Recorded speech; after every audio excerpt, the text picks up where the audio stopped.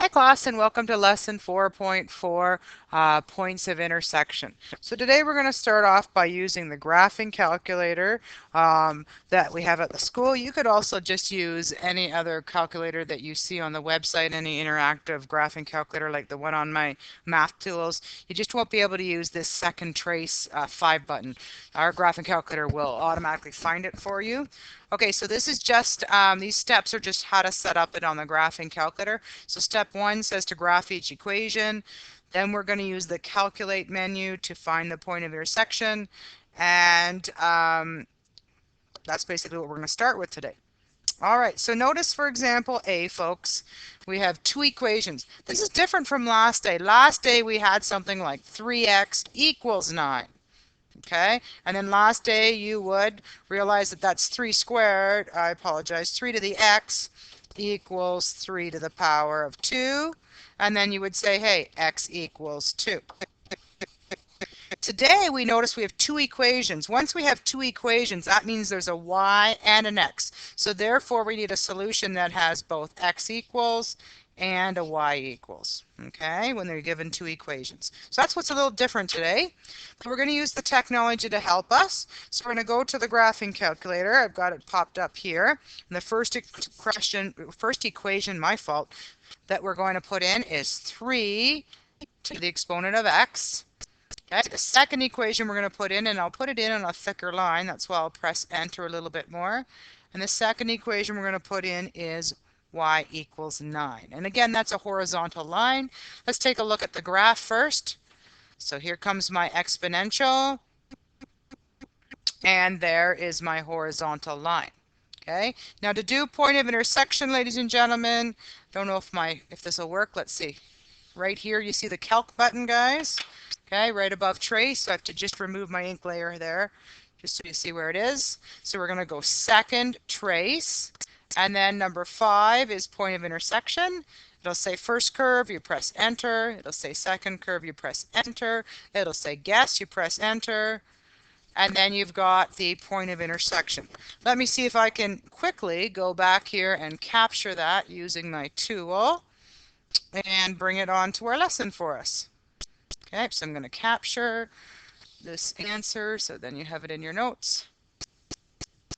Okay, I'm going to go back to my lesson, just cut and paste it. So let's cut that, go back to my lesson,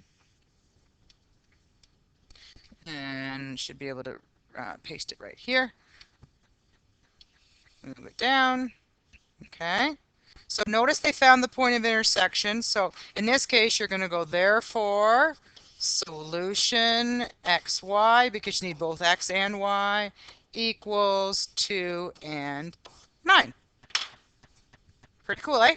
All right, let's try the second expression here.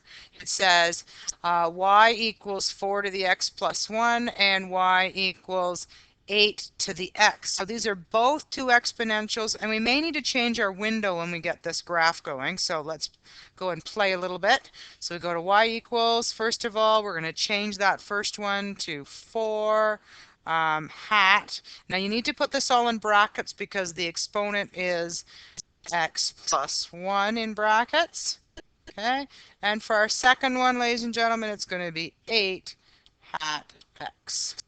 Okay, now I'm pretty sure, I'll show you my initial graph, but I'm pretty sure we're going to have to create a bigger window here.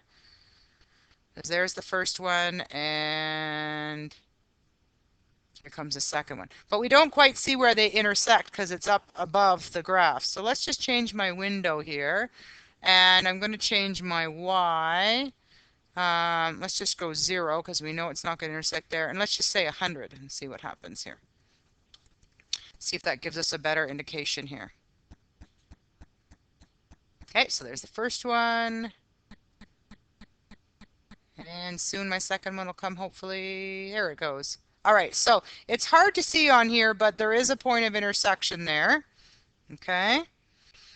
So what we want to do is we want to take a look at the graph here, and we are going to go second calc, go intersect, which is 5, first curve, jumps to the second curve, it says to guess, And there it gives us 2 and 64. So let me capture that. Hopefully it'll go back over. Okay, I'll cut that. Sorry, I'll cut it. And bring it into the page before. Hopefully paste. Okay. Now, if you wanted to get a clearer view of that, ladies and gentlemen, if I just wanted to sketch it quickly for you. So if you're looking for the first graph, first graph, because it was 4x plus 1, that means we're going to start here at 4, and it's going to go this way. So that would be the y equals 4 to the x plus 1. And the second one, 8x, if you start at 0, it's going to be here. And then it grows faster than that, okay? So both are exponential. This is hits at the 4, this hits at the 1, and right here, folks, this point of intersection right here, that is at 64 and at 2. Okay? So again, you would say, therefore, solution xy equals 2 and 64. Good. All right, let's go back to last day's lesson and try to do some more of these numerical answers. But this time we will use two equations, so we won't just be solving for an x. I apologize. Let me delete that page. That's just from adding in those graphs. So I'll delete that page. Delete that page. So now we're where we want to be. Good. Okay, so we're going to determine the point of intersection numerically, and notice that you need both x and y because there are two equations given, and you notice that there is an x and a y in at least one of them, if not both of them in some cases. All right, so we're going to bring in the skills that we did from last class or last lesson. Remember, numerically means not graphing. Okay, so what we need to remember, folks, is that we've got y equals and y equals. We could use a substitution method. You sub one into the other, so you could say that 3x equals 9. Okay, and you've eliminated one of the variables, so y is now gone because they both equal y, so they must be equal to each other. And then it's a matter of getting the bases the same. So it's going to be 3 to the power of 2. X equals 2. Then what you're going to say is sub x equals 2 into whichever one you find is the easiest one. I would say into a because that's where the y is. So y equals 3 to the power of 2. Okay, so it's going to be y equals 3 to the power of 2. Y equals 9. So therefore, solution xy equals 2 and 9. All right. Okay, let's try a couple more here. All right, second example. Again, we've got y equals and y equals, so let those equal each other. So it's going to be 4 to the x plus 1 equals 8 raised to the exponent x. Okay, we want to get the bases the same. We should realize from last day that the base to get those two, the 4 and the 8, the same are 2. So it's going to be 2 to the power of 2 on this side, and on the right side it's going to be 2 to the power of 3. And those are all still raised to the same values that we have here. Okay. Let's simplify through using distributive law or power of a power. So it's going to be 2 to the 2x plus 2 equals 2 to the power of 3x. Again, if the bases are the same, therefore the exponents are the same. So therefore, 2x plus 2 equals 3x. Simplifying this through, you're going to move things over, and you're going to realize that x equals 2. So you're going to sub x equals 2 into probably the second one, which is y equals 8 to the power of 2. My fault. I apologize, folks. Let's show that substitution. So it's going to be y to the x, and then it's going to be y equals 8 to the power of 2, and y equals 64. So therefore, solution, can write it out or use a short form, that's fine. xy equals 2 and 64. Great. All right, last example. Let's see if we can do this. Okay.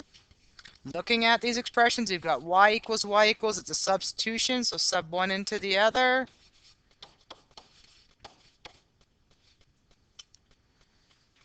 Okay. Sorry, I'm just writing that down wrong. Okay. Taking a look at this one, folks, we've got 2x plus 14. The 14 is not part of the exponent. Okay, so what we do know is that we can make some simplification here because this and this is common. So let's bring those both to one side. So we're going to go 2x plus 3 minus 2 to the x equals 14. Okay, then we realize that we can factor out a 2x out of both of these. So it's going to be 2x, and this is the tricky part here, is 2 to the power of 3 subtract 1 equals 14. We can simplify this through even further because now mathematically we can solve what's inside the brackets. So 2 cubed is 8 minus 1 is 7. So we've got 2 to the x times 7 equals 14. Divide both sides by 7. I'm running out of room here, so I'm just going to bring it to the other side here, guys. Okay, so what do we end up with here, guys? We end up with 2 to the x equals 2. Okay, so basically, how do we solve this? To get the left side to equal the right side, what must this be in order to equal this? In order for 2 to exist, it has to be a 1, so therefore, x equals 1. Okay, sub x equals 1, I would say probably into number 2, which is y equals 2 to the x plus 14. So it's going to be y equals 2 to the 1 plus 14. So that equals y equals 16. So therefore, solution xy equals my x value, which is 1, and my y value is 16. This second one was kind of tricky, folks, because you had to rearrange the equation to play with it, okay? And the reason why was because this second expression, that wasn't part of the exponent, right? So you couldn't just make the bases equal, so the exponents are equal. We had to do some work to get that simplified. All right. Give it a try, folks. Here's your homework, page 72 to 73, numbers 1, 2, 3, 4, 5, and 7. Have a great day, folks, and see me if you need some help. Bye.